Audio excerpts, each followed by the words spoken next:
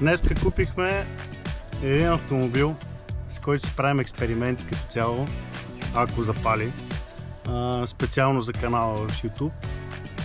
С него ще изпълняваме желания, кой каквото иска, каквото го влече, каквото му е интересно. Това ще правим с него.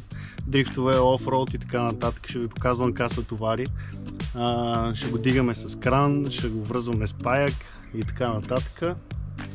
И сега ще идем да видим дали ще имаме някакъв успех с паленето. Като цяло е доста запазена количката, свалена от регистрация, затова ще я караме само по нашите си трасета и ще я возим с нашите камиончета, за да нямаме проблеми с кат.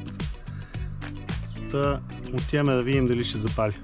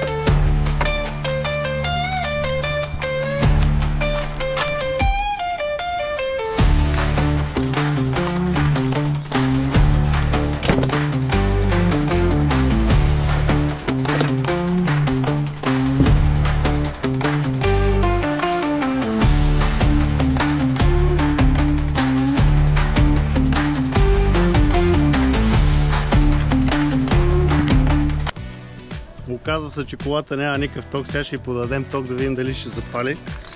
И ако запали, започваме с приключението.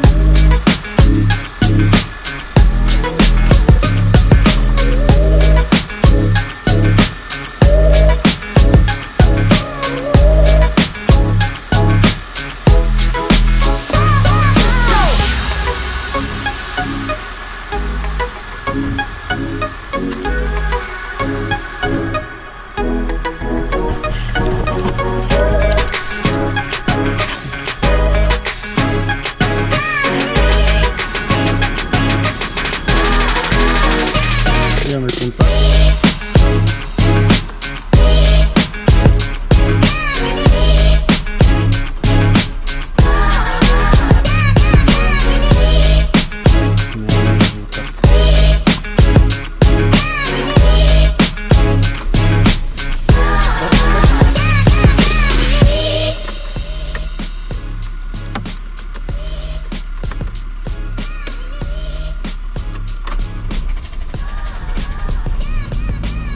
Тук е.